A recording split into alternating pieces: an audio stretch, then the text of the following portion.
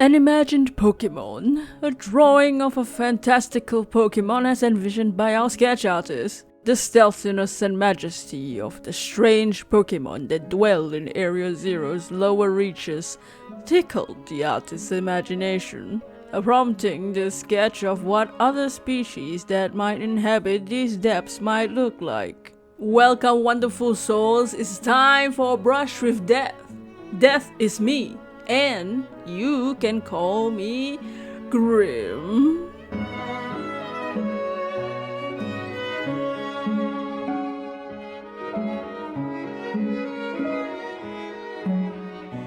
As we head into the next chapter of Pokemon games with Legend ZA, we have to appreciate Scarlet and Violet regardless of them running on like 3 FPS. Even with the lame routes, the towns are cool, the rivals are really interesting characters, and the gym leaders are pretty memorable. But I really love the story. The mystery of Area Zero and Paradox Pokemon are some of the cooler aspects of Paldea.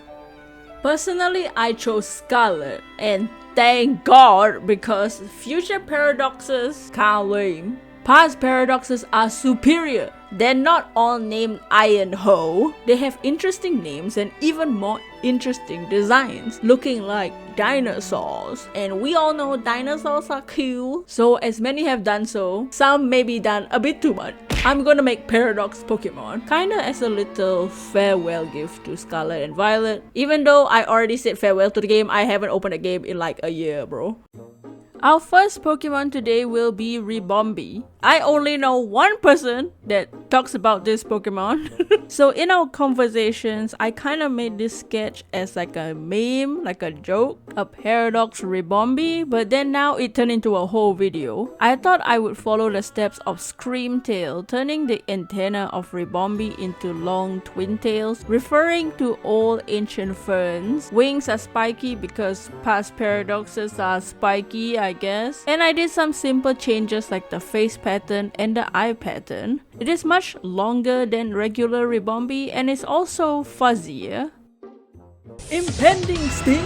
A Ribombee with a large stinger? Impending Sting is bug poison type. All these Paradoxes are of course going to be the Paradox Pokemon, and they all have the same ability, Protosynthesis. Impending Sting has been described as the definition of cute but deadly. The puff balls resting on its antenna contain poisonous spores. Ribombee is a bee fly, so I made Impending Sting a bee. I'm a bee with a long stinger now. This Paradox is also much larger than you would think. Around the size of like a soccer ball, so like this size. So if you get stung, you probably going to die. Aww.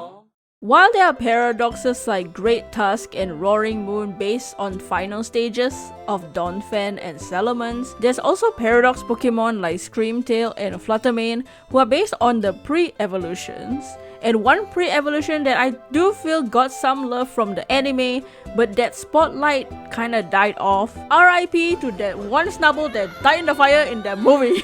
Surprisingly, more people hate this Pokemon and this line more than I realized because it's ugly. I mean, isn't the point of it is ugly cute? But I thought it would be funny to make a large pitbull Dilophosaurus mixed breed of Snubbull because Snubbull has that frilly collar.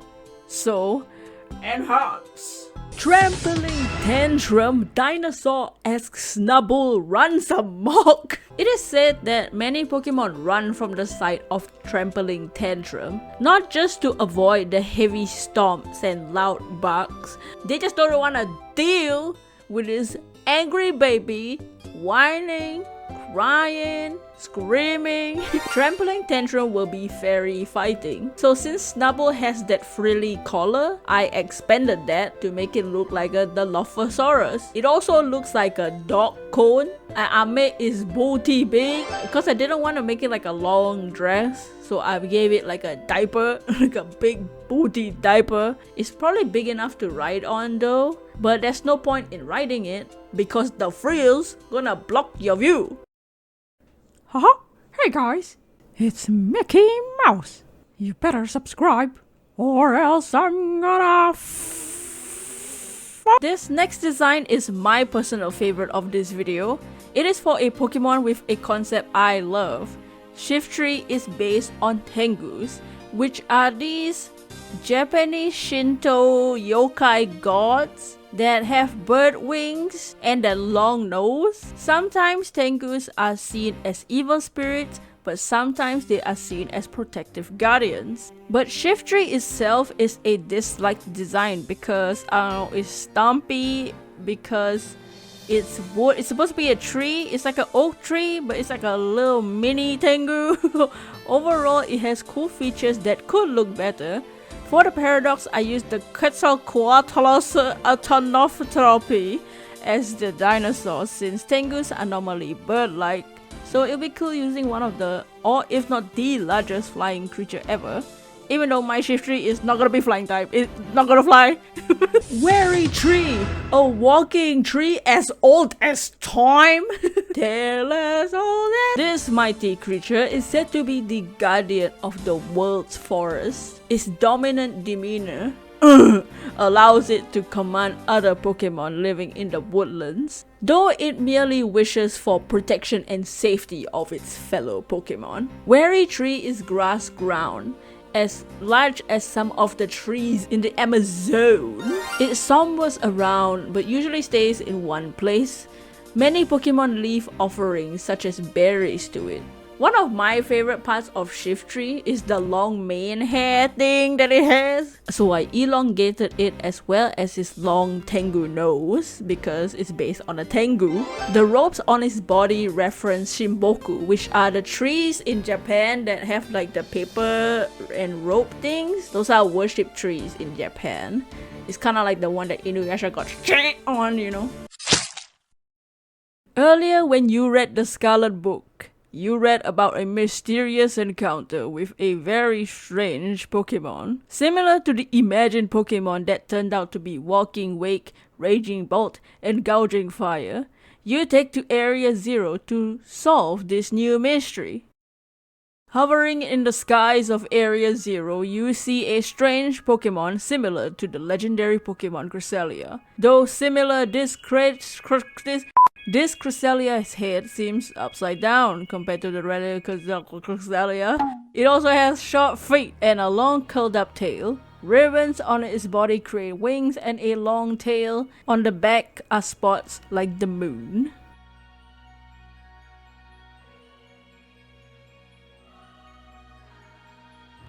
This is Moonlit Shawl, a psychic flying type. It's said that Moonlit Shawl is a master of healing. Its long tail and wings light up the darkness by spreading moonlit particles in an area. Some say it only appears under a full moon to heal itself after injuries from another Pokemon. Paradox Cresselia, Moonlit Shawl, is based on the Carnotaurus, who have tiny baby arms and horns.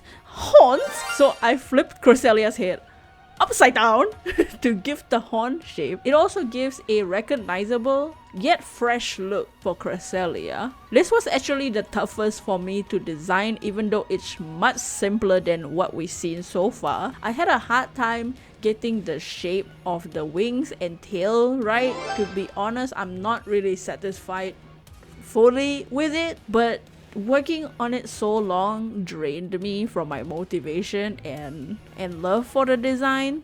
So this is just how it's gonna look like. But if you like it, thank you.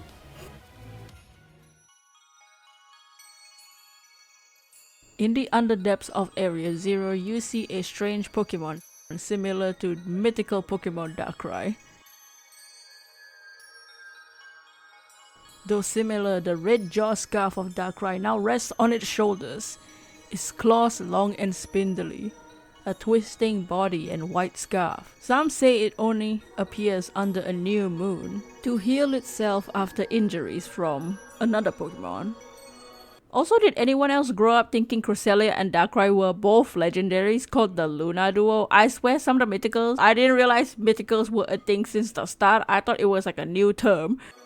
This is Dusken Wraith. It will be a dark and ghost type. It is said that Dusken Wraith is a bringer of nightmares, bringing terrors and harm by invading dreams with their long claws that like Freddy Krueger, and its body made by the shadows. Within its infinite shoulders are a flare of a fiery abyss called Hell. This Paradox Darkrai is based on the Pterosaurus with their long claws and long claws.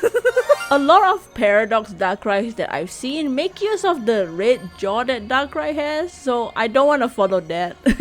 So I made it big shoulder pads instead, and I imagine they close in on Darkrai's head. This Pokemon was also tough to figure out what parts should have details for that Paradox vibe, so I made it just use these like the long dwindly claws for a like a creepy walking like Slender Man or like the backrooms bacteria shit.